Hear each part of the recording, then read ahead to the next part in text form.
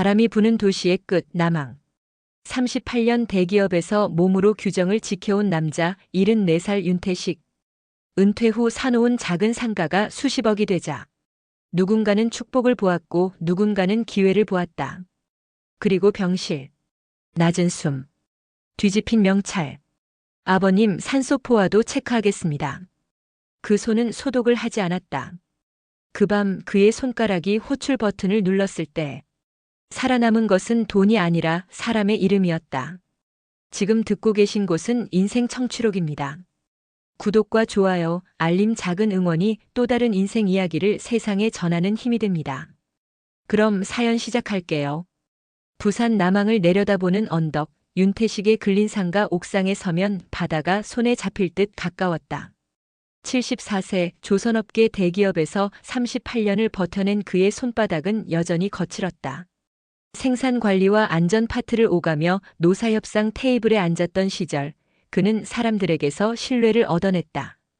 윤 차장이 안 된다고 하면 안 되는 거다라는 말이 현장에 돌았을 정도였다. 10년 전만 해도 이 일대는 낡은 창고와 공터뿐이었다. 정년 퇴직 후 받은 퇴직금과 노사협상 성과급, 그리고 자녀들 결혼 뒤 남은 목돈을 모두 합쳐 이 작은 상가를 샀을 때 공인중개사는 웃으며 말했다. 노른자 땅이요? 에이, 영도에 그런 게 어딨습니까? 하지만 태식은 달랐다. 그는 바람이 가는 길, 배가 드나드는 길, 사람이 모이는 길을 평생 눈으로 봐왔다. 부두에서 크레인이 돌아가는 방향, 화물차가 몰리는 시간대, 노동자들이 쉬어가는 정류장의 위치까지.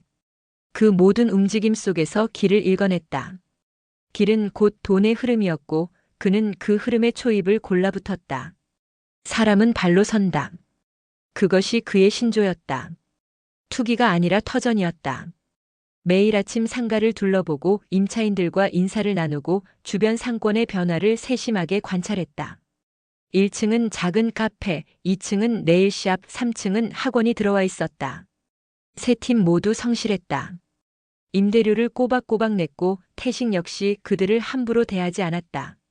세월이 흘러 그의 예상은 적중했다. 도시철도 연장이 확정되고 수변 재개발 계획이 발표되고 공영주차장 신설까지 줄줄이 이어지자 시세는 치솟았다. 대지 122평 규모의 이 상가는 이제 그의 든든한 노후 기반이 되었다. 연말마다 장부를 정리할 때면 마음이 든든했다. 임대 수익만으로도 충분했고 토지가치 상승분은 보너스였다. 그날도 평소처럼 장부를 덮고 시장 끝 포장마차에서 어묵국을 먹고 돌아오는 길이었다. 가을 저녁 공기가 선선했다. 상가 앞에 멈춰 서서 건물을 올려다보니 1층 카페에서 흘러나오는 불빛이 따뜻했다. 잘했다. 스스로에게 말하며 열쇠를 꺼내려는 순간 휴대전화가 울렸다. 사위 박재혁이었다. 결혼한 지 5년, 처음에는 괜찮은 청년이라고 생각했다. 대학에서 경영학을 전공했고 IT 스타트업에서 일한다고 했다. 딸 다현도 좋아했다. 하지만 최근 들어 자꾸만 이상한 얘기를 꺼냈다. 가상화폐, 주식, 부동산 담보대출. 그때마다 태식은 짧게 잘랐다. 아버님, 좋은 기회가 있어요. 박재혁의 목소리가 들떠 있었다. 정부 과제 붙은 블록체인 물류 프로젝트인데 초기 물량만 태우면 다음 라운드에서 몇 배는 확실해요. 아버님 상가 담보로 한 번만. 나는 주식 코인 안 한다. 태식이 말을 잘랐다. 내 돈은 내가 아는 데에만 쓴다. 짧고 단단한 대답이었다. 박재혁은 웃음으로 감쌌지만 목소리 끝이 뻣뻣해졌다. 요즘은 현금 들고 있으면 손해예요. 인플레이션도 그렇고 기회비용도 그렇고.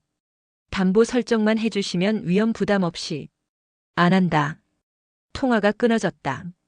태식은 휴대폰을 주머니에 넣으며 한숨을 내쉬었다. 사위의 목소리에서 무언가 절박한 기운이 느껴졌다. 하지만 그건 태식의 문제가 아니었다. 상가 지하 창고로 내려가 오래된 작업화를 꺼냈다.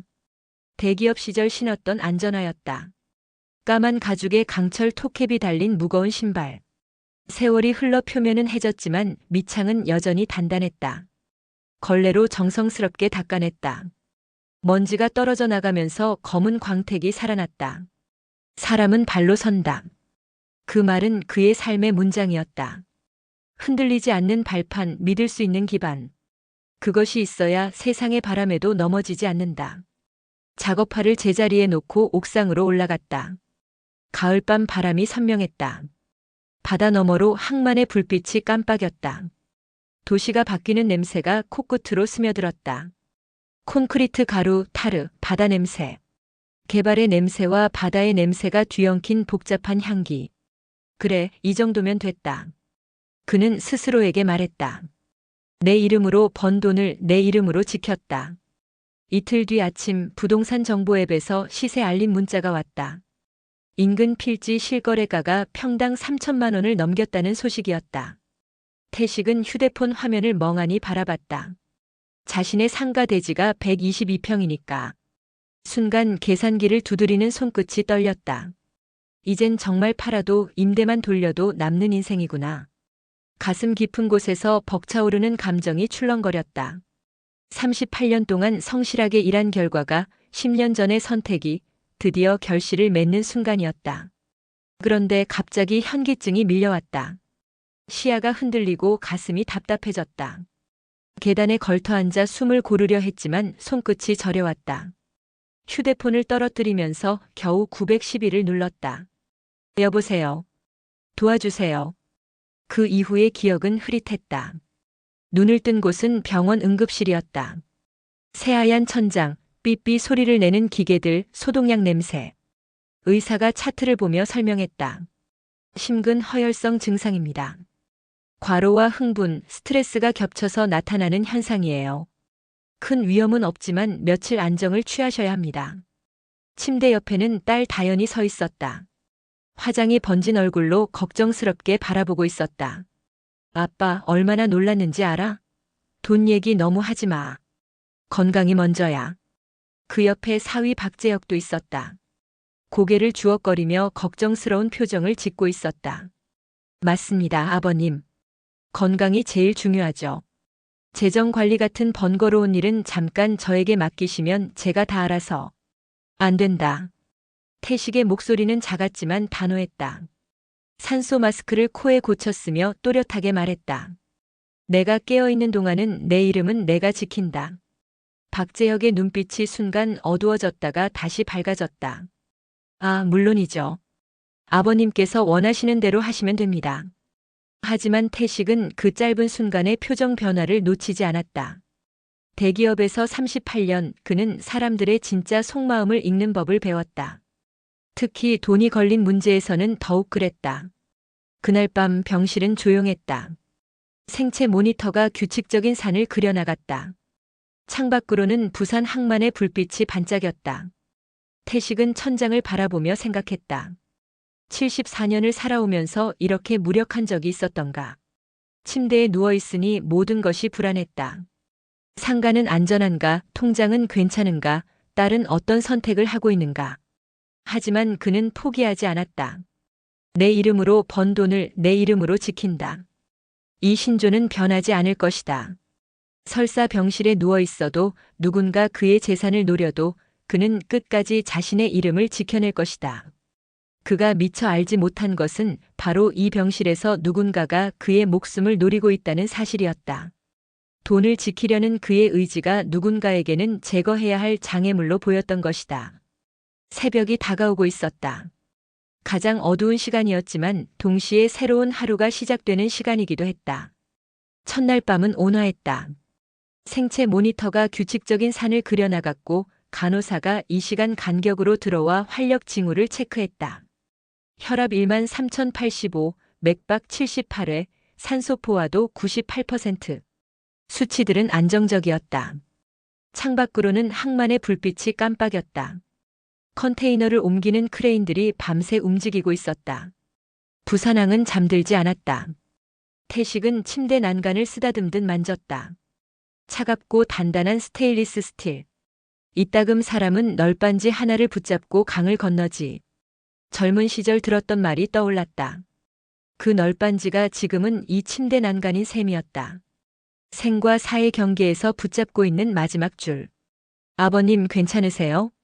낮에 병실을 찾아온 사회복지사 노아람이 야간 보호자 의자에 앉아 있었다. 37세, 주민센터 통합돌봄 담당자였다. 태식의 상가와 관련된 세무 상담을 해주면서 인연이 시작된 지 2년째였다. 성실하고 꼼꼼한 성격에 무엇보다 어르신들을 진심으로 돌봤다. 고맙소 아람씨. 밤늦게까지 신경 써주고. 괜찮아요. 어르신 혼자 두면 안 되잖아요. 딸분도 가족들 설득하느라 바쁘시고. 태식은 고개를 끄덕였다. 딸 다연은 저녁에 잠깐 들렀다가 남편과 상의할 일이 있다며 나갔다. 아마 상가 담보건으로 또 실랑이를 벌이고 있을 것이다. 아람씨, 내가 하나 물어봐도 되나? 네, 뭐든지요. 사람이 돈 때문에 얼마나 변할 수 있을까? 노아람은 잠시 생각하더니 신중하게 대답했다. 제가 이 일하면서 본 건 돈이 사람을 바꾸는 게 아니라 돈이 그 사람 안에 원래 있던 걸 드러내는 것 같아요. 좋은 것도 나쁜 것도. 태식은 창밖을 바라보며 고개를 끄덕였다. 사위 박재혁의 얼굴이 떠올랐다. 처음 만났을 때는 예의 바른 청년이었다. 그런데 언제부터인가 돈 이야기만 나오면 눈빛이 달라졌다. 마치 다른 사람이 되는 것 같았다. 밤 11시가 지나자 병동이 조용해졌다. 간호사들의 발걸음도 더욱 조심스러워졌다. 태식은 잠을 이루지 못하고 천장을 바라보고 있었다. 생체 모니터의 규칙적인 소리만이 정적을 깼다. 새벽 3시 무렵이었다. 병실 문이 조심스럽게 열리며 키 큰 남자가 들어왔다. 수술복을 입고 마스크를 쓴 채 일회용 모자까지 착용한 모습이었다. 언뜻 보면 야간 전임에 같았다. 손에는 작은 의료용 카트를 끌고 있었다. 윤태식님 산소포화도 체크하겠습니다. 낮고 또렷한 목소리였다. 그런데 태식의 눈썹이 미세하게 움직였다. 뭔가 이상했다. 대기업 안전파트에서 38년을 일한 그는 작업자들의 습관을 관찰하는 데 익숙했다. 안전규정, 표준 절차, 반복되는 동작들. 그 모든 것에서 벗어나는 순간을 놓치지 않았다. 이 남자는 손 소독을 하지 않았다. 의료진이라면 환자를 만지기 전에 반드시 손 소독을 해야 한다. 그것은 가장 기본적인 감염 관리 수칙이었다. 하지만 이 남자는 그 과정을 건너뛰었다.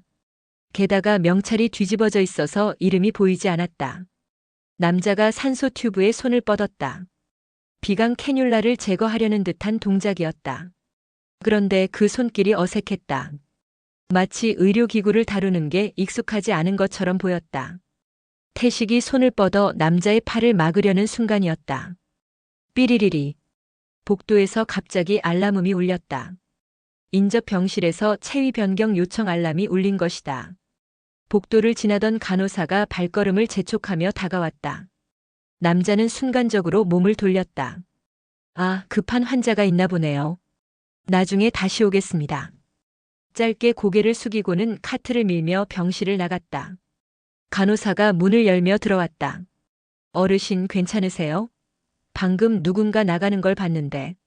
간호사양, 방금 여기 온 사람이 의사 맞나? 간호사가 고개를 갸웃했다. 야간 전임의 선생님은 지금 3층 수술방에 계실 텐데요. 응급수술 중이라서. 태식의 등줄기에 차가운 기운이 흘른다. 그럼 방금 여기 온 사람은 누구지? 바로 그때 복도에서 허겁지겁 뛰어오는 발소리가 들렸다. 노아람이었다. 야간 보호자 대기실에서 잠깐 눈을 붙이고 있다가 경비원으로부터 급한 연락을 받은 것이다. 어르신, 괜찮으세요? 아람은 숨을 헐떡이며 병실로 들어왔다. 경비 아저씨가 그러는데 복도 카메라에서 수상한 남자를 봤다고 하더라고요. 의료진 복장을 하고 있었는데 출입 기록이 없다고. 태식은 산소 튜브를 손가락으로 가리켰다. 저 사람 손을 씻지 않았어. 그리고 명찰이 뒤집어져 있었지. 간호사와 아람이 동시에 긴장했다. 지금 즉시 CCTV 확인하고 보안팀에 연락드릴게요. 간호사가 급히 간호사실로 향했다. 15분 후 병원 보안팀장과 간호부장이 함께 나타났다. CCTV 화면을 확인한 결과는 충격적이었다. 정체불명의 남자가 명찰을 뒤집은 채 병실에 들어와 2분 남짓 머무른 장면이 선명하게 찍혀 있었다. 더욱 놀라운 것은 그가 직원용 통로를 이용해 들어왔다는 사실이었다. 이건 명백한 불법 침입입니다. 경찰에 신고해야 합니다. 보안팀장이 단호하게 말했다. 아니야. 태식이 조용히 말했다. 일단 기다려보자. 저 사람이 누군지 왜 여기 왔는지 알아봐야 해. 하지만 노아람은 이미 결심을 굳혔다. 어르신, 이건 장난이 아니에요. 당신의 안전이 위험해요. 그는 즉시 휴대폰을 꺼내 평소 알고 지내던 공익 변호사 정민서에게 연락했다. 민서 변호사님, 응급 상황입니다. 윤태식 어르신 관련해서. 전화를 받은 정민서는 즉시 달려왔다. 39세 시민단체 출신의 공익 변호사였다. 주로 노인이나 소외계층의 법률 문제를 다뤘다. 차분하지만 날카로운 판단력을 가진 여성이었다. 상황을 정확히 말씀해 주세요. 정민서는 녹음기를 켜며 태식에게서 사건 경위를 들었다. 의료진 가장, 손소독 누락, 뒤집힌 명찰, 어색한 의료기구 조작. 모든 것이 의도적으로 보였다. 이건 단순한 침입이 아닐 가능성이 높습니다. 특히 어르신의 재산 규모를 생각하면. 정민서의 표정이 심각해졌다. 혹시 최근에 상가나 재산 관련해서 누군가와 갈등이 있으셨나요? 태식은 잠시 망설이다가 말했다. 사위가 자꾸 상가를 담보로 투자하자고 해. 내가 거절하니까 좀 심하게 화를 내더라고. 사위분 성함과 연락처를 알 수 있을까요? 박재혁. 그런데 설마 그 친구가. 정민서는 고개를 저었다. 지금은 모든 가능성을 열어두고 봐야 합니다. 일단 병원 보안을 강화하고 CCTV 영상을 보존해야 해요. 그리고 어르신 안전을 위해 보호자 상주를 권합니다. 그날 밤부터 병원은 출입 관리를 대폭 강화했다. 모든 의료진은 얼굴이 보이는 명찰을 착용해야 했고 야간에는 보안 요원이 순찰을 늘렸다. 태식의 병실에는 24시간 보호자가 상주하기로 했다. 어르신, 너무 걱정하지 마세요. 이제 안전할 거예요. 노아람이 위로했다. 하지만 태식의 마음은 편치 않았다.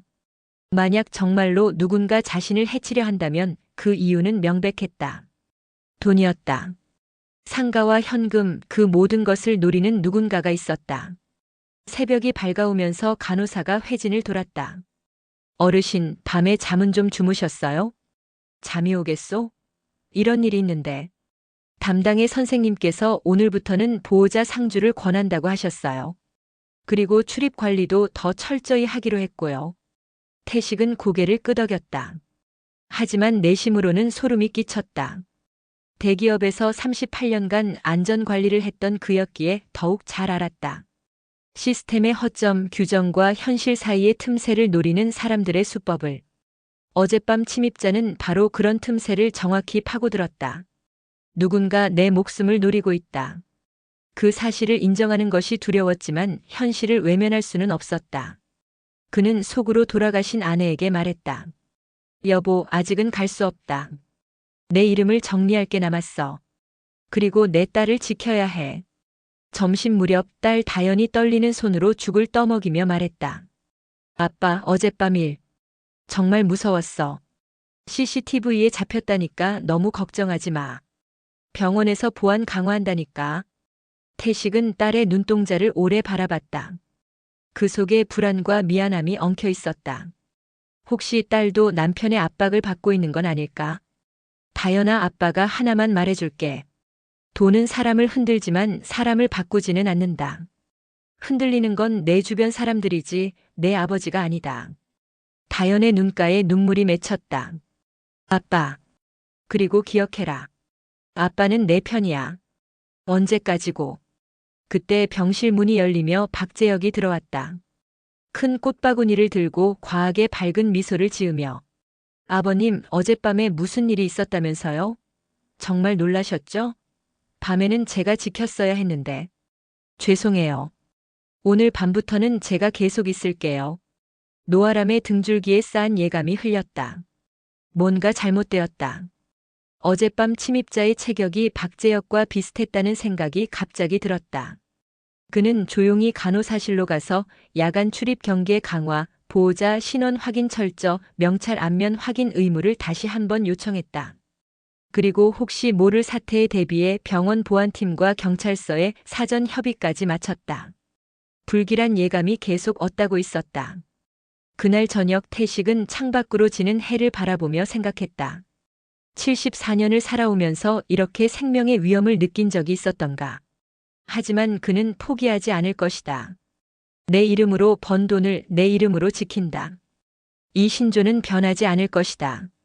설사 누군가 자신의 목숨을 노려도 말이다. 불길은 눈에 보이지 않을 때 더 뜨겁다. 그날 밤 그 불길은 다시 병실 문턱을 넘으려 하고 있었다. 밤 11시 병동은 불빛을 낮췄다. 보호자 교대 시간이라 복도에 사람들의 발소리가 잠시 분주하다가 점차 사라졌다. 박재혁이 플라스틱 의자에 앉아 있었다. 낮에 비해 훨씬 말이 적었다. 평소 수다스럽던 그가 거의 입을 열지 않고 있었다. 휴대폰 화면에는 빨간색 알림이 연속해서 떴다.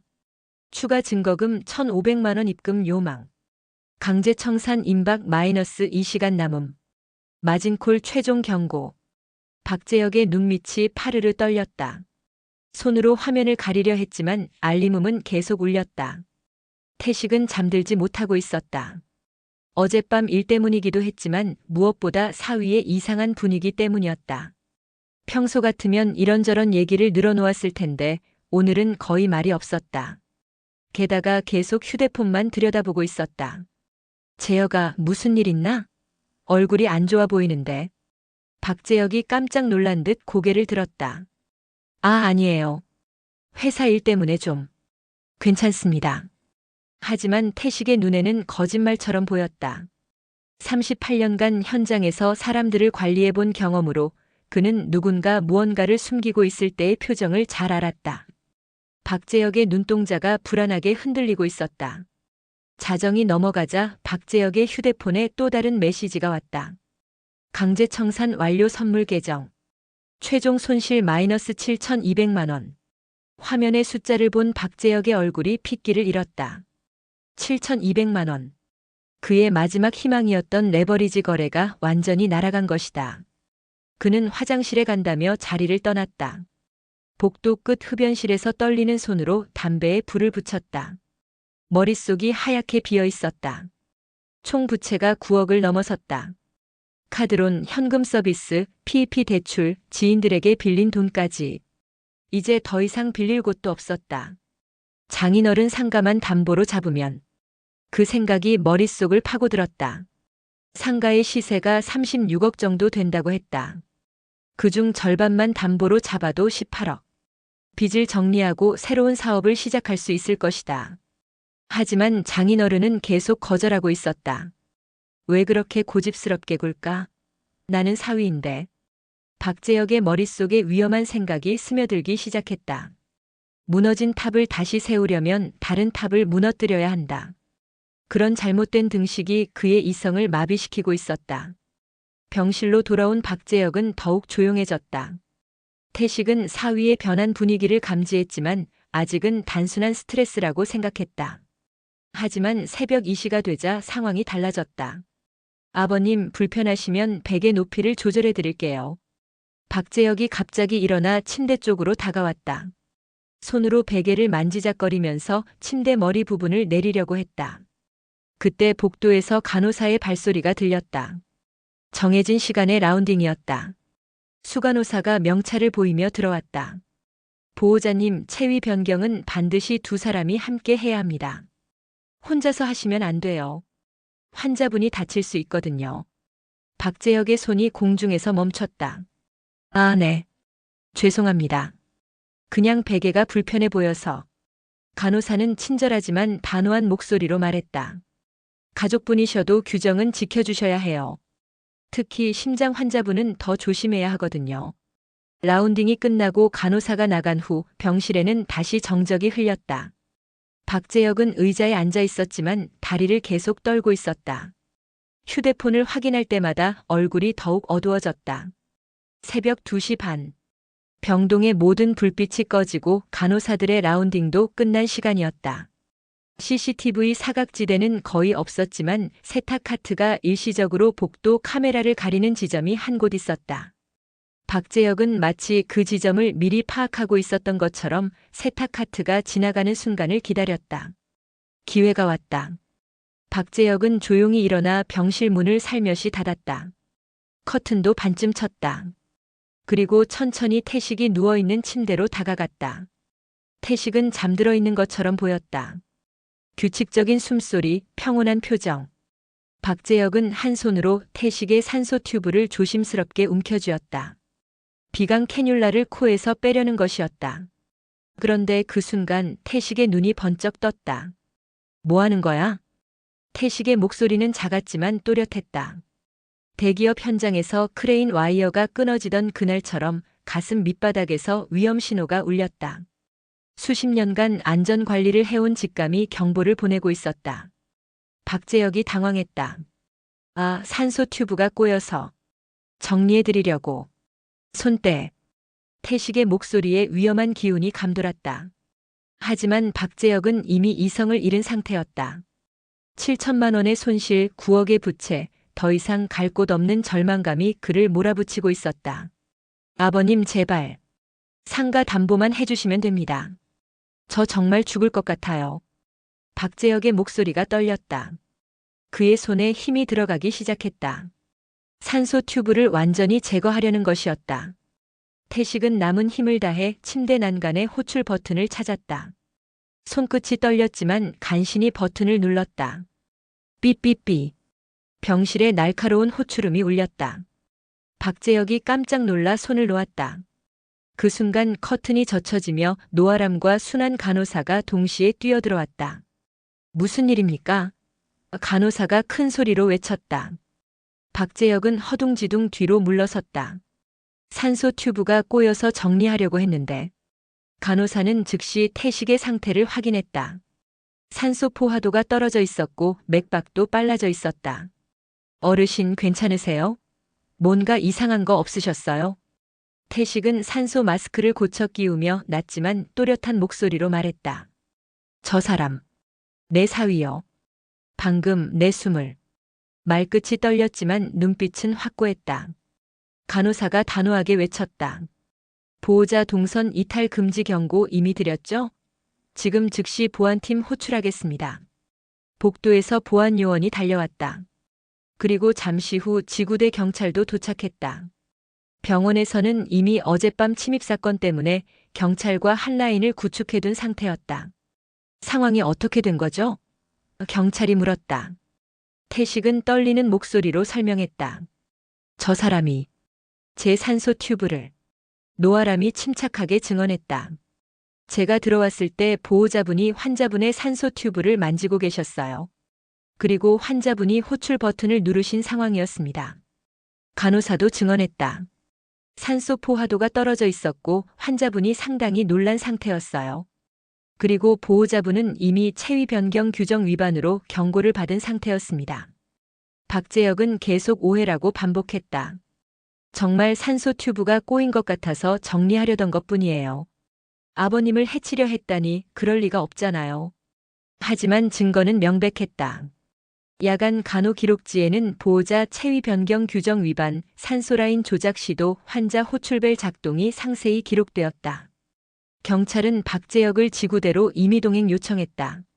동시에 병원의 CCTV와 출입 기록 보전을 지시했다. 노아람은 즉시 정민서 변호사에게 연락했다. 두 번째 시도입니다. 이번에는 현장을 확보했어요. 정민서는 잠깐의 정적 후 단호하게 말했다. 형사살인미수로 고발하겠습니다. 동시에 피해자 보호를 위한 접근금지 신청도 들어갑니다. 그 순간까지도 태식은 의연했다. 경찰관님들 고생이 많소. 나는 내일 새벽에도 숨을 쉬고 싶소. 경찰은 고개를 끄덕이며 수첩에 기록했다. 어르신 보호자의 병실 출입은 당분간 금지됩니다. 그리고 24시간 보안이 강화될 예정입니다. 박재혁은 경찰과 함께 병원을 나섰다.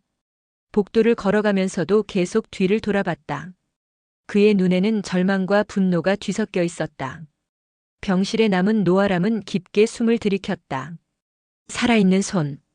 태식이 위험한 순간에 정확히 호출 버튼을 누른 그 손길이 묵직한 안도감으로 가슴을 채웠다.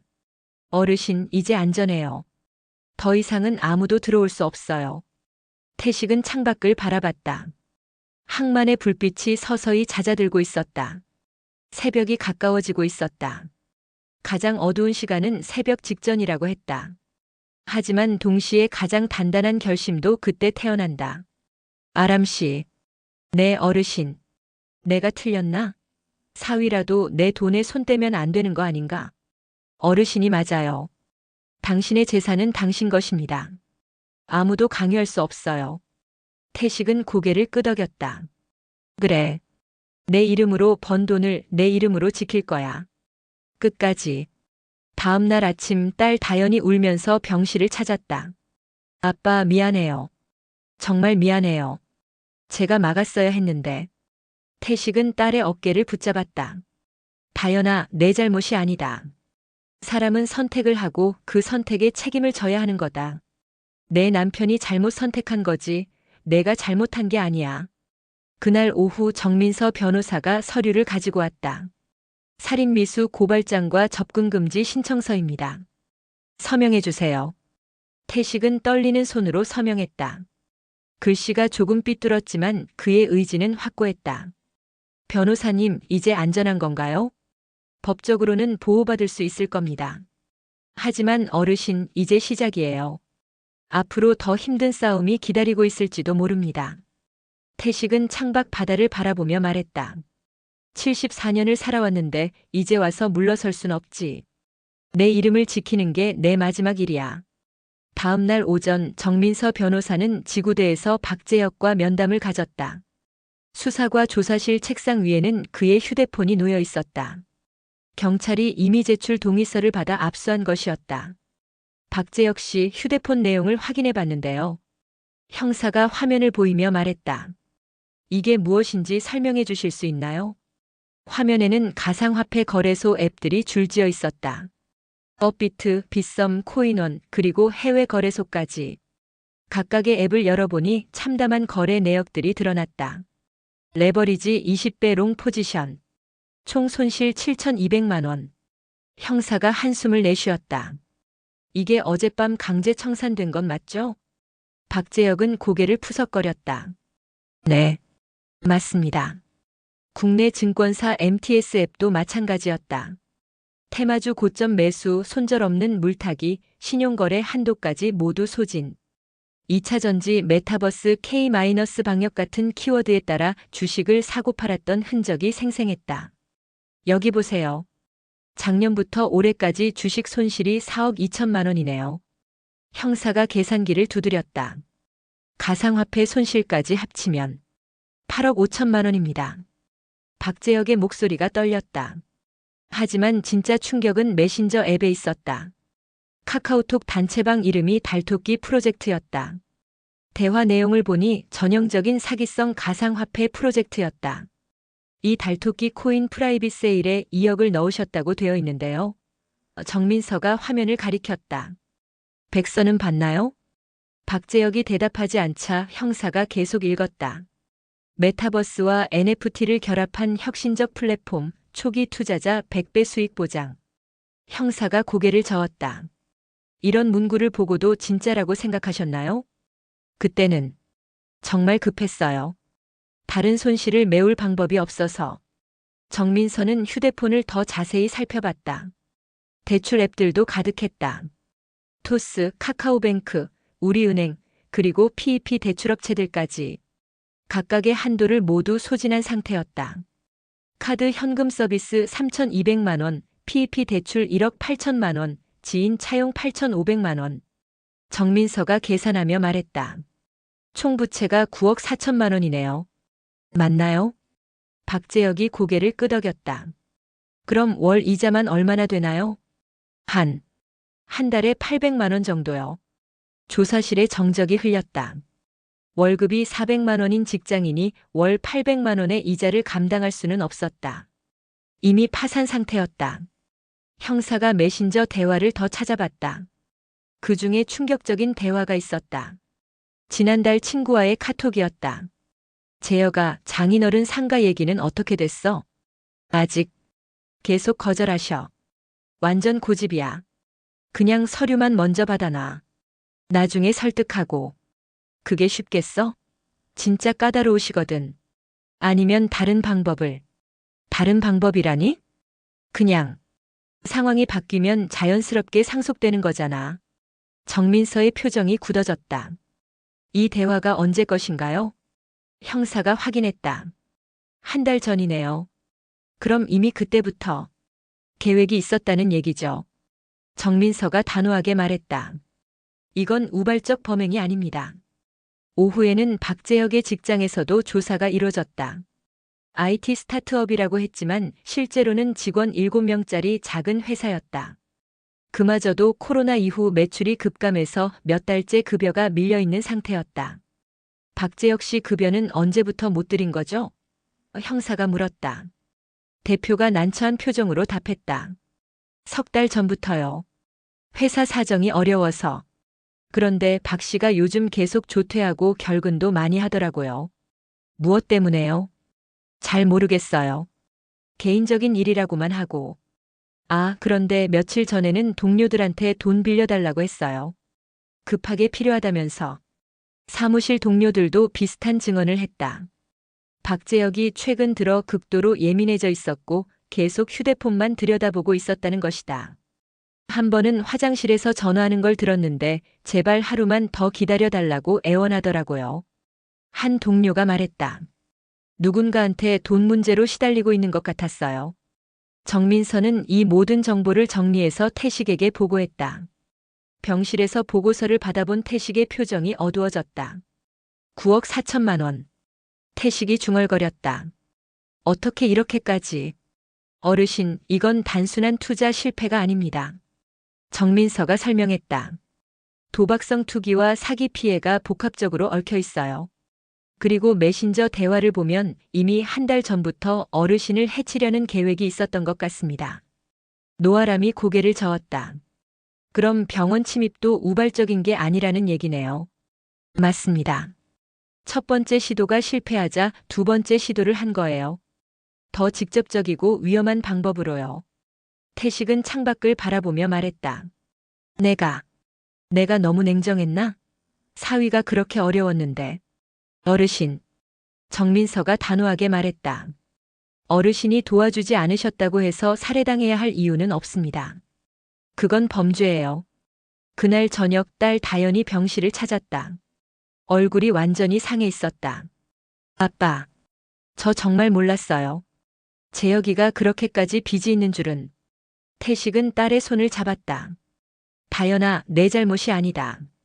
사람은 자기가 선택한 일에 책임져야 하는 거야. 하지만 제가 막을 수 있었잖아요. 아빠가 투자하시는 걸 반대했다면. 아니다. 태식이 고개를 저었다. 나는 투자한 게 아니라 지킨 거다.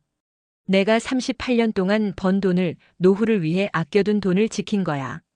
그게 잘못된 일인가? 다연이 눈물을 흘렸다. 아니에요. 아빠가 맞아요. 그리고 다연아. 태식의 목소리가 더욱 단단해졌다. 이제 너도 선택해야 해. 내 남편을 위해 아빠를 포기할 건지 아니면 내 아빠를 위해 내 남편과 거리를 둘 건지. 다연이 고개를 들었다. 아빠, 내가 강요하는 건 아니다. 하지만 분명히 해두고 싶은 건 나는 끝까지 내 재산을 지킬 거라는 거야. 설사 내가 반대해도 말이다. 다연은 한참을 망설이다가 말했다. 아빠, 저 당분간 재혁이랑 떨어져 지낼게요. 너무 혼란스러워요. 시간이 필요해요. 태식이 딸의 어깨를 토닥였다. 잘했다. 한 발 물러서야 보이는 것들이 있단다. 이틀 후 경찰서에서 추가 조사 결과가 나왔다. 박재혁의 휴대폰에서 병원 내부 구조도를 검색한 기록이 발견된 것이다. 또한 의료진 복장을 구입한 온라인 쇼핑 내역도 확인됐다. 이제 확실합니다. 형사가 정민서에게 말했다. 첫 번째 침입도 박재혁 씨가 맞아요. 의료진으로 가장해서 들어온 거죠. 증거는 충분한가요? 네. 온라인 구매 내역, 병원 구조도 검색 기록, 그리고 메신저 대화까지. 계획적 범행으로 기소할 수 있을 것 같습니다. 정민서는 이 소식을 태식에게 전했다. 어르신, 이제 안심하셔도 될 것 같아요. 박재혁 씨는 살인미수와 주거침입 등으로 기소될 예정이고 당분간 구속될 가능성이 높습니다. 태식은 고개를 끄덕였다. 그래도 내 딸 남편인데 마음이 편하지는 않네. 어르신의 마음을 이해해요. 하지만 법은 공정해야 합니다. 가족이라고 해서 범죄를 용서할 수는 없어요. 그날 밤 태식은 혼자 생각에 잠겼다. 9억 4천만 원의 빚. 그 숫자가 한 사람을 어떻게 변화시킬 수 있는지 새삼 깨달았다. 돈은 정말로 사람을 바꾸는 것일까 아니면 원래 있던 것을 드러내는 것일까? 아마도 둘 다일 거야. 태식은 스스로에게 말했다. 돈은 사람의 진짜 모습을 드러내는 거울이지만 동시에 그 거울에 비친 모습을 점점 더 극단적으로 만들어가는 힘도 있다. 중요한 것은 그 힘에 굴복하지 않는 것이었다. 자신의 원칙을 지키고 자신의 이름을 더럽히지 않는 것. 설사 가족이 원수가 되더라도 말이다. 내 이름으로 번 돈을 내 이름으로 지킨다. 그 신조는 변하지 않을 것이다. 9억의 빚도 살인 시도도 가족의 분열도 그의 신념을 흔들 수 없었다. 오히려 더욱 확고하게 만들었다. 새벽이 되어 병실에 정적이 흘렸다. 생체 모니터의 규칙적인 소리만이 들렸다. 태식은 눈을 감았다가 떴다. 이제 정말로 혼자가 되었다. 아내는 세상을 떠났고 사위는 감옥에 갔고 딸은 혼란 속에서 방황하고 있었다. 하지만 그는 외롭지 않았다. 그에게는 38년간 일군 상가가 있었고 74년간 지켜온 이름이 있었다. 그것으로 충분했다. 퇴원 수속을 밟던 날 아침 법원에서 희소식이 왔다. 임시보호명령 인용 결정이 내려진 것이다. 박재혁에게 100m 이내 접근 금지, 직접 간접 모든 통신 금지가 명령됐다. 동시에 태식의 상가의 금유동성 자산에 대한 담보권 설정 금지 가처분도 인용됐다.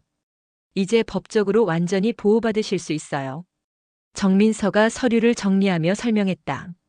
박재혁 씨가 어르신께 접근하거나 재산에 손을 대려고 하면 즉시 처벌받습니다. 법무사 사무실에서 도장을 찍으며 태식은 넓게 숨을 들이켰다.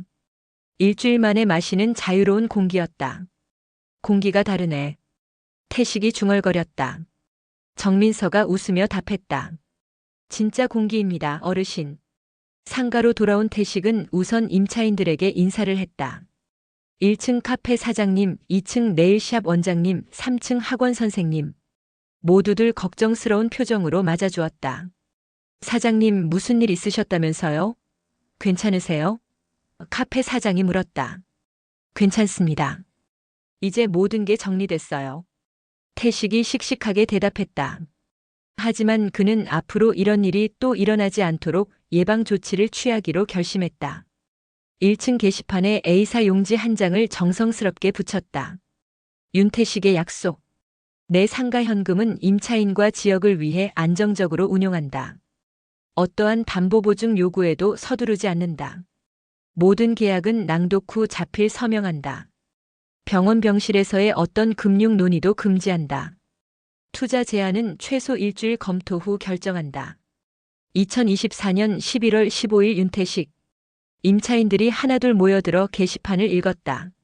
사장님, 이거 좋은 생각이에요. 네일샵 원장이 말했다. 요즘 투자 사기 정말 많던데. 맞아요. 특히 어르신들 노리는 사람들 많아요. 학원 선생님도 동조했다. 태식은 임차인들의 반응에 만족했다. 공개가 신뢰를 만드는 법이었다. 그날 오후 태식은 상가 옥상으로 올라갔다. 일주일 만에 보는 부산 남항의 풍경이었다. 바다가 손에 잡힐 듯 가까웠다. 가을 햇살이 파도에 반짝거렸다. 그는 바다를 향해 섰다. 하늘은 예리하게 파랬다. 멀리서 갈매기들이 울고 있었다. 그는 조용히 선서했다. 윤태식, 너는 내 이름으로 번 돈을 내 이름으로 지킨다. 어떤 유혹에도 어떤 위험에도 흔들리지 않는다. 바람이 그의 머리카락을 흩날렸다. 74년을 살아오면서 이렇게 확고한 다짐을 한 적이 있었던가. 젊은 시절에도 중년에도 이토록 단단한 결심을 해본 기억이 없었다. 저녁이 되어 노아람이 찾아왔다. 손에는 작은 칠판과 분필을 들고 있었다. 어르신, 이거 어떠세요? 아람이 칠판을 보이며 말했다. 앞으로 들어오는 서류나 제안들은 여기에 적어서 공개하는 거예요. 혼자 결정하지 마시고 함께 확인해 봐요. 태식의 눈이 반짝였다. 좋은 생각이네. 어디다 놓을까? 상가 지하 창고 한쪽 벽에 걸면 좋을 것 같아요. 임차인분들도 가끔 보실 수 있게. 두 사람은 지하 창고로 내려가 칠판을 벽에 걸었다. 태식이 직접 분필을 집어들어 첫 글씨를 썼다. 오늘의 결제 없음. 오늘의 계약 없음. 오늘의 감사 있음. 그리고 마지막에 세모난 웃음표 하나를 그렸다. 부두에서도 공개 계측이 안전을 만들었지. 태식이 분필 가루를 털며 말했다. 공개가 신뢰를 만드는 거야. 노아람이 고개를 끄덕였다. 맞아요. 그리고 증인도 중요하죠. 그날 밤 딸 다연이 혼자 찾아왔다. 얼굴이 많이 상해 있었지만 눈빛은 예전보다 맑아 보였다. 아빠 박재혁과 당분간 별거하기로 했어요. 태식은 놀라지 않았다. 이미 예상했던 일이었다. 잘했다, 다연아. 한 발 물러서야 보이는 길이 있단다. 그리고 상담도 받을 거예요. 제가 왜 그런 선택들을 했는지, 어떻게 하면 더 나은 판단을 할 수 있는지. 태식이 딸의 손을 잡았다. 그것도 잘한 결정이야. 다연이 칠판을 바라보며 물었다. 아빠, 저기 적힌 게 뭐예요? 내가 흔들리지 않게 붙잡아두는 못이다. 태식이 설명했다. 앞으로 모든 중요한 일은 여기에 적어서 공개할 거야. 혼자 판단하지 않고. 다연의 눈이 젖었다. 저도 못 하나 박을래요. 그녀는 분필을 들어 칠판에 썼다. 다연의 약속 설명하고 동의 구하고 증인 앞에서만 자산 이야기를 꺼낸다. 아버지와 딸이 나란히 칠판 앞에 서 있는 모습이 따뜻했다. 74세와 42세. 두 세대가 각자의 방식으로 교훈을 새기고 있었다. 며칠 후 1층 카페 사장이 흥미로운 제안을 했다. 사장님, 저희 카페에서 어르신 금융 안전 세미나 같은 걸 열면 어떨까요? 요즘 투자 사기 당하시는 분들 너무 많거든요. 태식이 관심을 보였다. 좋은 생각이네. 어떻게 하면 될까? 정민서 변호사님이나 노아람 선생님께 부탁드려서 간단한 강의를 해주시면 될 것 같아요. 주민센터에서도 협조해 주실 거예요. 태식은 즉시 동의했다. 자신이 겪은 일을 다른 어르신들이 겪지 않도록 도울 수 있다면 기꺼이 협력하겠다고 했다. 첫 번째 세미나가 열린 날 20여 명의 어르신들이 모였다. 정민서가 강사로 나서서 투자 사기의 수법들을 설명했다. 요즘 사기범들은 가족을 이용하는 경우가 많아요. 정민서가 말했다. 사위나 며느리, 심지어 자식들이 부모님의 재산을 노리는 경우도 있죠. 한 할머니가 손을 들었다. 그럼 가족도 믿으면 안 되나요? 태식이 대답했다. 믿되 확인하는 거죠. 우리 상가에 칠판을 걸어놨는데 모든 중요한 일은 거기에 적어서 공개해요. 혼자 판단하지 않고요. 좋은 방법이네요. 다른 할아버지가 감탄했다. 세미나가 끝난 후 여러 어르신들이 태식에게 다가와 감사 인사를 했다. 덕분에 좋은 공부했어요. 우리도 집에 가서 가족들과 규칙을 정해봐야겠어요. 태식은 뿌듯했다. 자신의 경험이 다른 사람들에게 도움이 된다는 것이 의미 있게 느껴졌다. 한 달 후 상가의 칠판은 동네 명물이 되었다. 지나가는 사람들이 하나둘 들여다보기 시작했다. 임차인들도 자연스럽게 참여했다. 사장님, 오늘 또 이상한 투자 전화 왔어요? 네일샵 원장이 물었다. 왔지. AI 반도체 투자라더라고. 태식이 웃으며 답했다. 칠판에 적어뒀어. 칠판에는 이렇게 적혀 있었다. 오늘의 거절 AI 반도체 투자 검토 기간 일주 필요. 오늘의 결정 거절. 오늘의 이유 모르는 분야.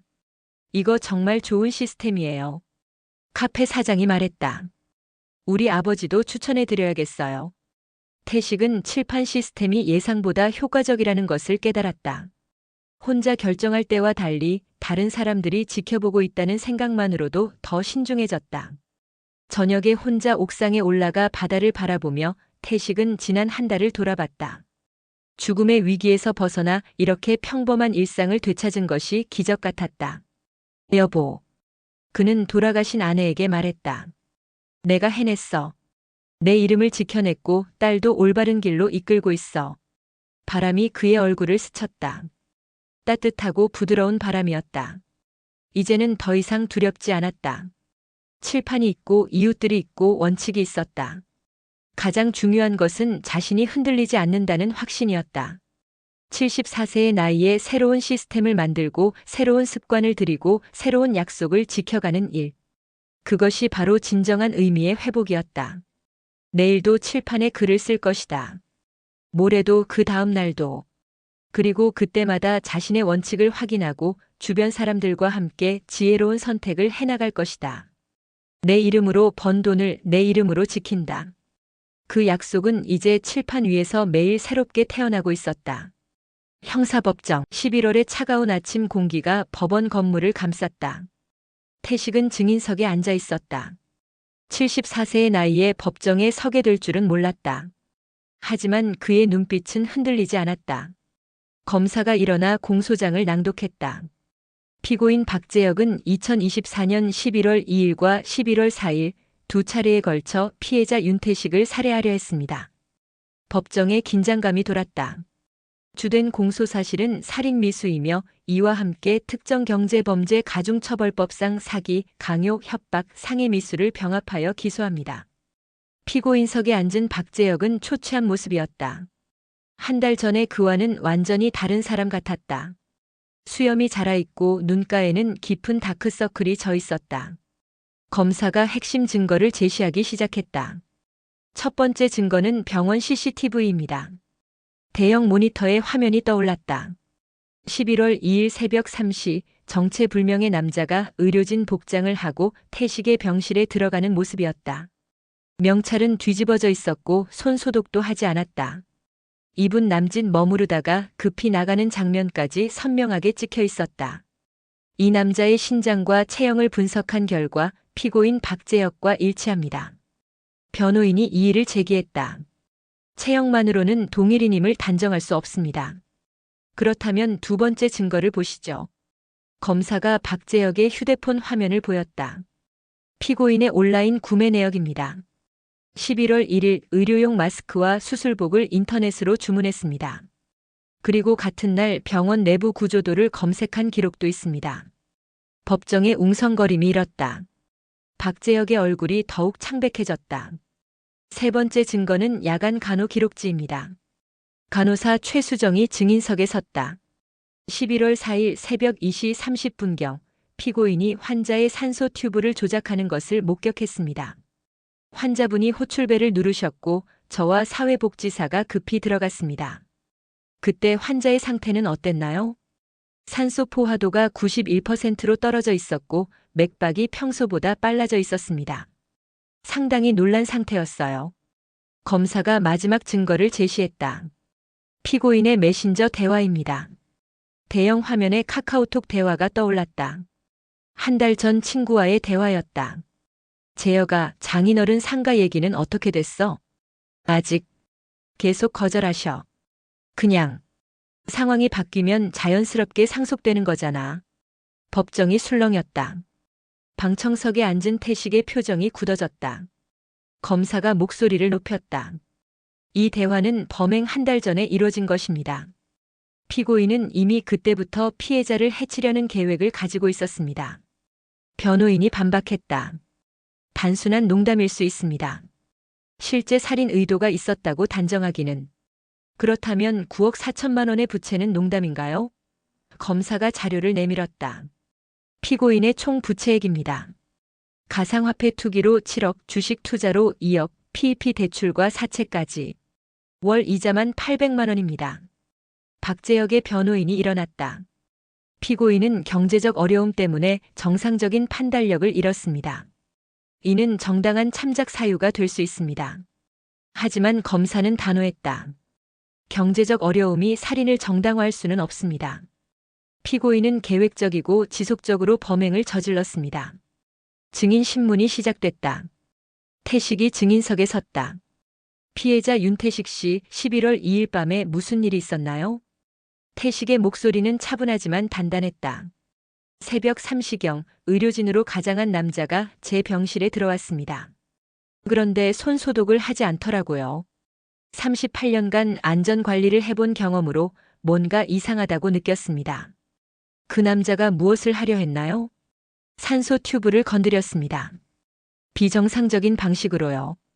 변호인이 반대 신문을 했다. 확실히 보셨나요? 어두운 밤이었는데요. 태식이 또렷하게 답했다.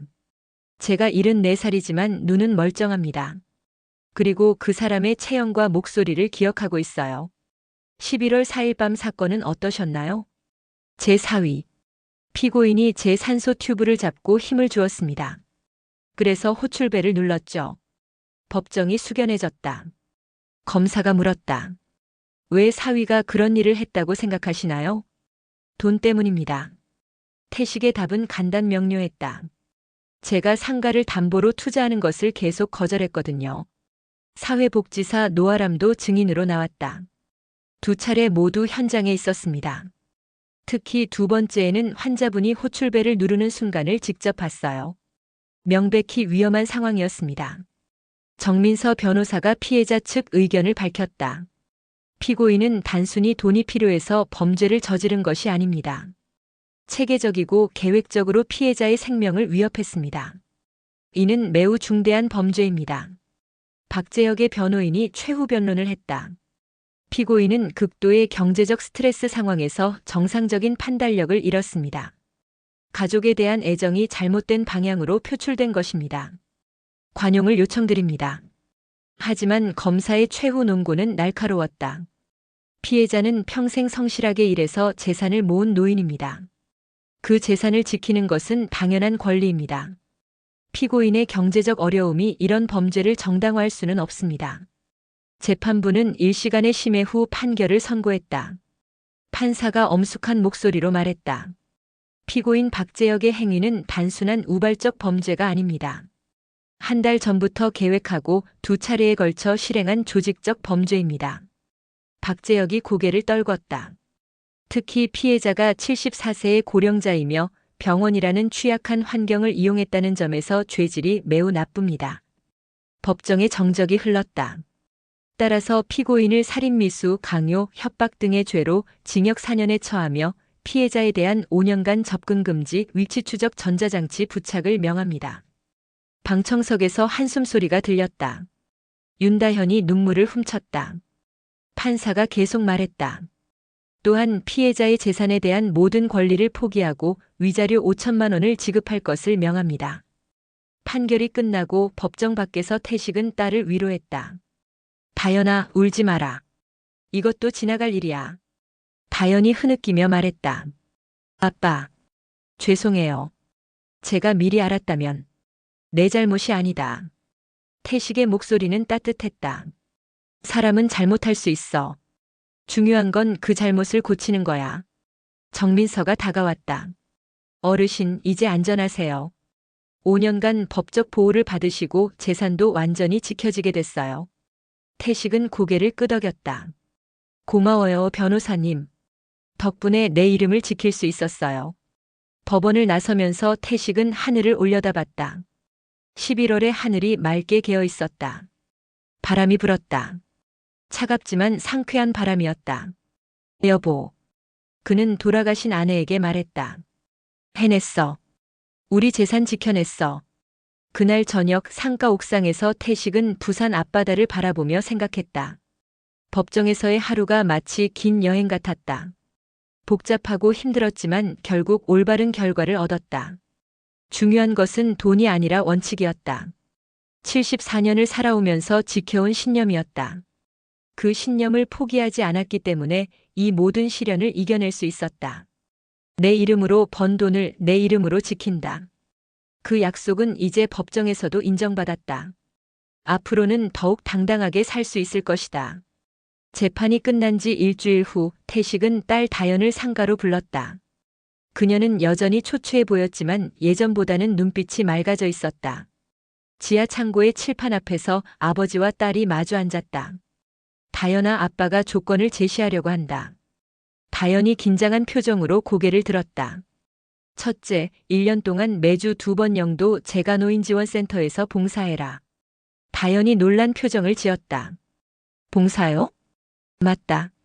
돈이 얼마나 소중한 건지, 노후가 얼마나 불안한 건지 직접 느껴봐야 해. 책상머리에서 아는 것과 현장에서 경험하는 건 다르거든. 태식은 계속 말했다. 둘째, 너와 내 돈을 섞지 마라. 완전히 분리된 통장, 분리된 목표를 가져라. 아빠. 셋째, 모든 상담이나 투자 제안은 이 칠판 앞에서 공개적으로 논의해라. 은밀한 대화는 금지다. 다연의 눈에 눈물이 맺혔다. 넷째, 너 스스로에게 한 약속을 분기마다 이 자리에서 낭독해라. 잊어버리지 않게. 아빠, 할 수 있을까요?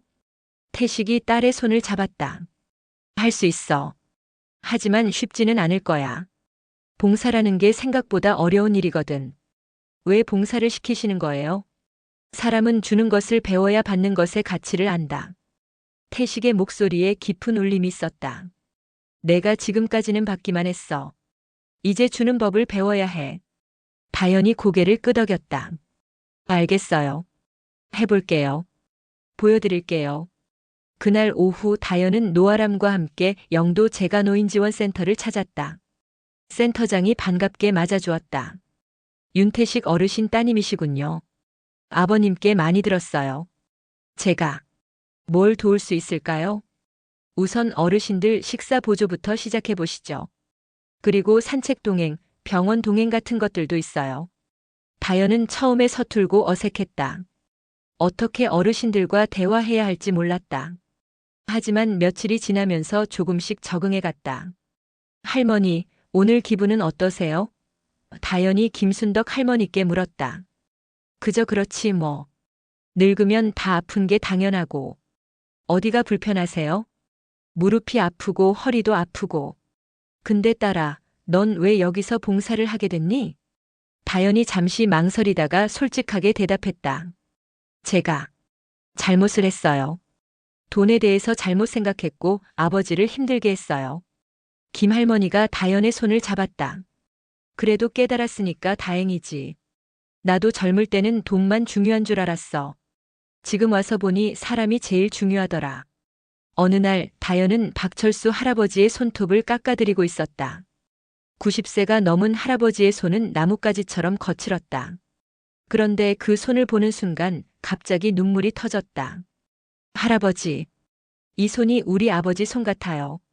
박 할아버지가 다연을 바라봤다. 내 아버지도 일하는 사람이구나. 네, 평생 성실하게 일하셨어요. 그런데 저는 그 소중함을 몰랐어요. 그 순간 다연의 마음속에서 무너졌던 벽이 미세하게 갈라졌다. 틈으로 바람이 들어왔고 그 바람이 어둠을 걷어냈다. 한 달 후 상가의 칠판은 더욱 발전했다. 이제 임차인들도 자연스럽게 참여하고 있었다. 사장님, 오늘 또 이상한 전화 왔어요? 1층 카페 사장이 물었다. 왔지. 황금알을 낳는 거위 투자라더라. 태식이 웃으며 답했다. 칠판에는 이렇게 적혀 있었다. 오늘의 제안 황금알 거위 투자. 검토 결과 동화책이나 읽어라. 결정 거절. 거절 이후 현실에 황금알 거위는 없음. 임차인들이 모두 웃었다. 사장님 글 정말 재미있어요. 2층 네일샵 원장이 말했다. 우리 아버지한테도 보여드려야겠어요. 3층 학원 선생님도 동참했다. 사장님, 이거 동네 민주주의 같아요. 모든 걸 투명하게 공개하시니까 믿음이 가요. 태식은 고개를 끄덕였다. 민주주의는 낭독과 기다림이지. 그리고 증인이 있어야 해. 노아람이 덧붙였다. 공개가 신뢰를 만드는 것 같아요. 분기 낭독 날이 되었다. 다연은 3개월간의 봉사를 마치고 상가에 왔다. 얼굴이 많이 달라져 있었다. 예전에 피곤하고 불안한 모습 대신 안정되고 평온한 표정이었다. 아빠, 3개월 봉사 마쳤어요. 어땠니? 처음엔 정말 어려웠어요. 어르신들과 뭘 얘기해야 할지도 모르겠고, 제가 여기서 뭘 하고 있는지도 모르겠고. 태식이 관심 있게 들었다. 그런데 시간이 지나면서 깨달았어요. 어르신들이 저한테 주신 게 제가 드린 것보다 훨씬 많다는 걸. 어떤 걸? 인생의 지혜, 인내, 감사하는 마음. 그리고 진짜 소중한 게 뭔지. 다연은 칠판 앞에 섰다. 임차인들과 노아람 그리고 몇 명의 동네 사람들이 모여 있었다. 그녀는 큰 소리로 자신의 약속을 낭독했다. 다연의 약속 설명하고 동해 구하고 증인 앞에서만 자산 이야기를 꺼낸다. 사람들의 박수가 잔잔하게 퍼졌다. 박수 소리는 오래전 부두의 백고동을 닮아 있었다. 떠나는 배에게는 안전을, 돌아오는 배에게는 환영을 보내는 따뜻한 소리. 그리고 아빠께 새로운 약속을 드리고 싶어요. 태식이 놀란 표정을 지었다. 다연이 분필을 들어 칠판에 썼다. 다연의 새로운 약속 매월 어르신 한 분을 아버지께 소개드린다. 혼자 사시는 분들과 함께 차를 마시는 시간을 만든다. 태식의 눈가에 미소가 번졌다. 좋은 생각이구나. 저 혼자만 성장하면 안 되잖아요. 아버지도 동네도 함께 따뜻해져야 해요. 그날부터 상가 1층에는 매주 화요일마다 어르신 차 모임이 열렸다. 다연이 주도하고 태식이 후원하는 형태였다. 카페 사장도 기꺼이 공간을 제공했다. 첫 번째 모임에는 5명의 어르신이 오셨다. 다연이 봉사하면서 만난 분들이었다. 윤 사장님 따님이 정말 성실해요. 김순덕 할머니가 말했다. 우리 센터에서 제일 열심히 하더라고요. 태식이 딸을 바라보며 말했다. 고맙습니다. 딸이 좋은 경험을 하게 해주셔서. 박철수 할아버지가 상가를 둘러보며 감탄했다. 여기 참 좋네요. 그런데 저 칠판이 뭐예요? 태식이 설명했다. 투명성을 위한 장치입니다. 모든 중요한 결정을 공개해서 혼자 잘못 판단하지 않게 하려고요. 아, 좋은 방법이네요. 나도 집에서 해봐야겠어요. 차 모임이 끝나고 태식과 다연은 옥상에 올라갔다. 12월의 바닷바람이 차가웠지만 상쾌했다. 다연아, 너 정말 많이 변했구나. 아빠 덕분이에요. 조건을 주셔서. 조건이 아니라 기회였어. 내가 잘 활용한 거지. 다연이 아버지를 바라봤다. 아빠, 제가 이제 이해했어요. 왜 아빠가 그렇게 고집스럽게 재산을 지키셨는지. 왜? 그게 단순히 돈이 아니라 아빠의 인생이었으니까. 38년간의 성실함, 정직함, 책임감이 모두 그 안에 들어있었으니까. 태식의 눈가가 촉촉해졌다. 그래, 맞다. 그리고 그걸 함부로 내놓으라고 하는 건 아빠의 인생을 무시하는 거였어요. 죄송해요. 두 사람은 난간에 기대어 노을이 가라앉는 걸 지켜봤다. 멀리서 도시의 소리가 흘러왔다. 망치 소리, 드릴 소리, 백고동, 웃음소리. 그 모든 소리가 한데 섞여 새로운 일상의 교향곡을 만들고 있었다. 다연아. 내 아빠. 이제 진짜 내 딸 같다. 다연이 아버지의 어깨에 머리를 기댔다. 저도. 이제야 진짜 아빠 딸이 된 것 같아요. 그날 밤 태식은 칠판에 새로운 글을 추가했다. 오늘의 감사. 일딸의 성장, 이 이웃들의 관심, 3 건강한 하루. 그리고 맨 아래 작게 썼다. 사람은 주는 것을 배워야 받는 것의 가치를 안다. 마이너스 오늘딸에게 확인함. 다연은 그 글씨를 보고 미소를 지었다. 아버지의 글씨체가 예전보다 더욱 단단해 보였다. 마치 모든 시련을 이겨내고 더욱 강해진 것처럼. 이제 정말로 새로운 시작이었다. 아버지와 딸이 각자의 방식으로 성장하고 서로를 이해하게 된 새로운 출발점이었다. 가을이 깊어갈 즈음 도시철도 공사가 본격화됐다. 상가 앞 도로가 일시 통제되는 날이면 태식은 임차인들과 함께 의자를 내놓고 무료차를 준비했다. 지나가는 공사 인부들에게는 따뜻한 보리차를, 동네 어르신들에게는 대추차를 내어주었다. 사장님, 이거 매일 하시는 거예요? 한 젊은 공사 인부가 물었다. 공사로 불편하실 텐데 이 정도는 해야죠. 태식이 웃으며 답했다. 차 표지에는 늘 같은 문장이 적혀 있었다. 사람이 먼저다. 돈은 나중이다. 이 문장 좋네요. 인부가 감탄했다. 요즘 세상에 이런 분 보기 힘든데. 태식은 자신의 신념이 다른 사람들에게도 울림을 준다는 사실에 뿌듯했다. 옥상 난간에는 새로 달린 작은 명패가 햇빛을 반사했다. 윤태식 74. 내 이름으로 번 돈을 내 이름으로 지킨다. 12월 말 첫 번째 도시철도 구간이 개통되었다. 상가 앞에 새로운 지하철 출구가 생겼다. 그날 저녁 뉴스에서 개통 소식을 전했다. 남항-감천 구간이 오늘 정식 개통되면서 이 지역의 부동산 가치가 30% 이상 상승할 것으로 예상됩니다. 태식은 TV를 끄고 옥상으로 올라갔다. 노을이 상가 벽을 붉게 물들였다. 그는 옥상 의자에 앉아 조용히 눈을 감았다가 떴다. 바다에서 올라온 바람이 얼굴을 스쳤다. 살아있음의 감각이 온몸으로 전해졌다. 심장 박동, 폐의 팽창, 피부에 스치는 바람의 촉감. 여보. 그는 돌아가신 아내에게 말했다. 아직 내 발로 걷고 있어. 그리고 우리가 선택한 이곳이 정말로 좋은 곳이었나 봐. 새해가 밝았다. 1월의 첫 번째 어르신 차 모임에는 20여 명이 모였다. 이제는 상가 1층 카페 전체를 빌려야 할 정도로 인기가 높아졌다. 윤 사장님 덕분에 우리 동네가 참 살기 좋아졌어요. 김순덕 할머니가 말했다. 뭐려? 다연이가 한 일이죠. 태식이 딸을 바라보며 답했다. 다연은 이제 완전히 다른 사람이 되어 있었다. 6개월간의 꾸준한 봉사활동으로 얼굴에 평화로운 기운이 깃들었다. 무엇보다 돈에 대한 관점이 완전히 바뀌었다. 할머니들, 오늘은 어떤 얘기 들려주실 거예요? 다연이 물었다. 박철수 할아버지가 손을 들었다. 내가 젊었을 때 부산항에서 일했던 얘기 해줄까? 어르신들의 이야기를 들으면서 다연은 아버지가 왜 그토록 자신의 일터와 재산을 소중히 여겼는지 더 깊이 이해하게 되었다. 모든 돈 뒤에는 누군가의 땀과 시간이 있었다. 2월 어느 날 태식에게 특별한 손님이 찾아왔다. 부산시 도시재생과에서 나온 공무원이었다. 윤태식 사장님이시죠? 저희가 마을 공동체 우수 사례로 이곳을 선정하고 싶어서 왔습니다. 우수 사례요? 내 상가 운영의 투명성, 지역사회 기여, 세대 간 화합 등이 모범적이라고 판단됩니다. 특히 그 칠판 시스템이 굉장히 혁신적이에요.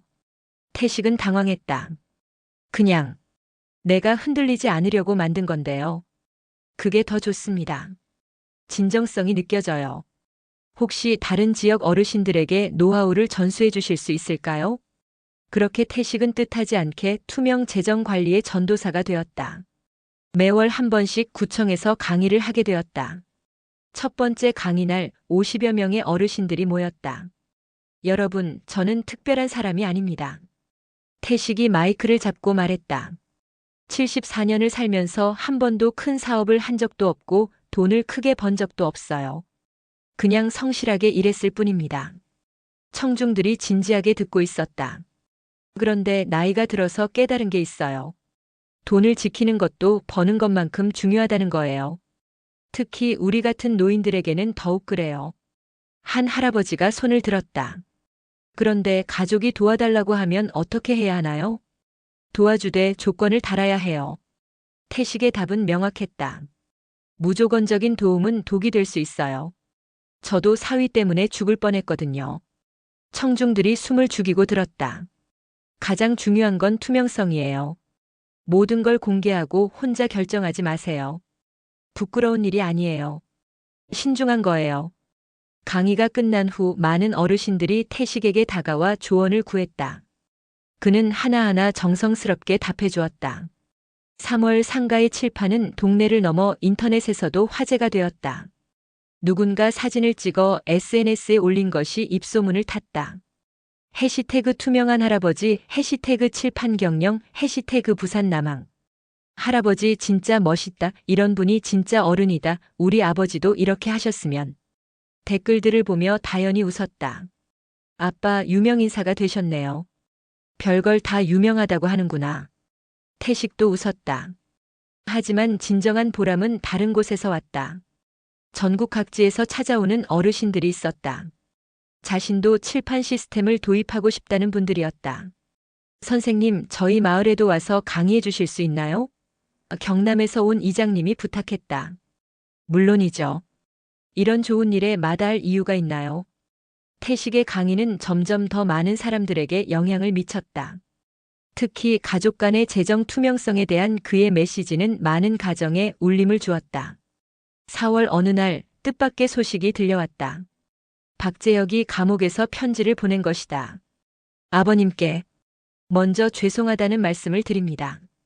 제가 저지른 일은 변명의 여지가 없습니다. 돈에 눈이 멀어 가장 소중한 것들을 잃었습니다. 감옥에서 매일 후회하며 살고 있습니다. 아버님을 해치려 했던 제 자신이 믿어지지 않습니다. 다현이에게도 너무 미안합니다. 아버님의 용서를 구할 자격도 없다는 걸 압니다. 다만 출소 후에는 정말로 다른 사람이 되겠다고 약속드립니다. 박재혁 올림. 편지를 읽은 태식의 표정이 복잡했다. 분노와 연민이 교차했다. 아빠 어떻게 생각해요? 다현이 조심스럽게 물었다. 사람은 변할 수 있어. 태식이 말했다. 하지만 변화를 증명하는 건 시간뿐이지. 편지 한 장으로는 안 돼. 그럼 용서하실 거예요? 용서와 신뢰는 다른 거야. 용서는 내 마음의 평화를 위해서 할 수 있어. 하지만 신뢰는 그건 그 사람이 스스로 쌓아야 하는 거지. 5월 상가 옥상에 작은 정원이 조성되었다. 다현과 임차인들이 함께 만든 것이었다. 토마토, 상추, 고추 등을 심었다. 매주 화요일 어르신 차 모임에서 함께 기른 채소로 샐러드를 만들어 먹었다. 할머니, 이 토마토 정말 달아요. 다현이 말했다. 직접 기르니까 그렇지. 정성이 들어가면 뭐든 맛있어져. 김순덕 할머니가 답했다. 태식은 이 모든 변화를 바라보며 뿌듯해했다. 1년 전만 해도 상상할 수 없었던 풍경이었다. 죽음의 위기에서 시작된 일이 이렇게 아름다운 공동체를 만들어낸 것이다. 6월 21일 태식의 75번째 생일이었다. 임차인들과 어르신들 그리고 봉사센터 직원들까지 모두 모여 조촐한 파티를 열었다. 건배. 모든 사람들이 차잔을 들었다. 윤 사장님 소원 빌어보세요. 카페 사장이 말했다.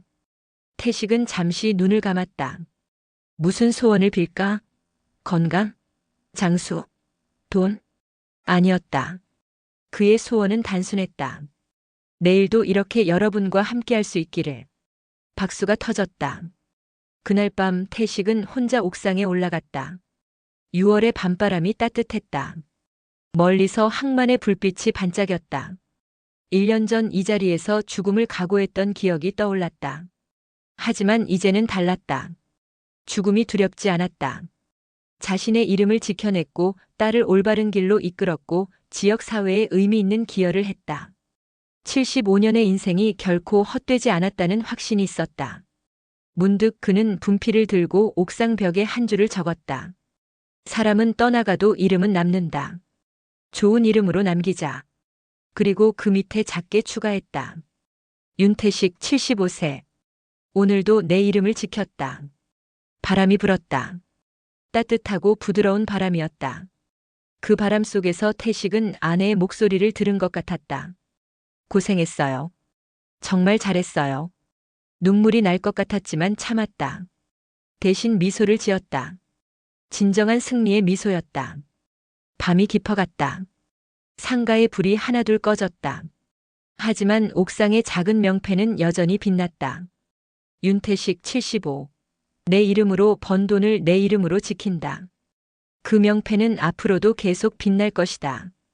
바람이 불어도 비가 와도 시간이 흘러도 한 사람의 확고한 신념이 새겨진 영원한 기록으로서 파도는 끝없이 밀려왔다가 부서졌다. 하지만 그 파도 위에 선 이름은 흔들리지 않았다. 윤태식이라는 이름이, 그의 신념이, 그의 삶이 영원히 이 자리에 남을 것이다. 내일도 바람이 불겠지만 이제는 두렵지 않다. 어떤 바람이 와도 그의 이름은 그의 손에 남아있을 것이기 때문이다. 단 한 번의 버튼 소리가 생명을 지켰습니다. 그 소리는 오늘도 우리 마음속에서 울리고 있습니다. 당신의 삶에도 지켜야 할 신호음이 있다면 댓글로 남겨주세요. 인생 청취록은 끝까지 귀 기울이겠습니다.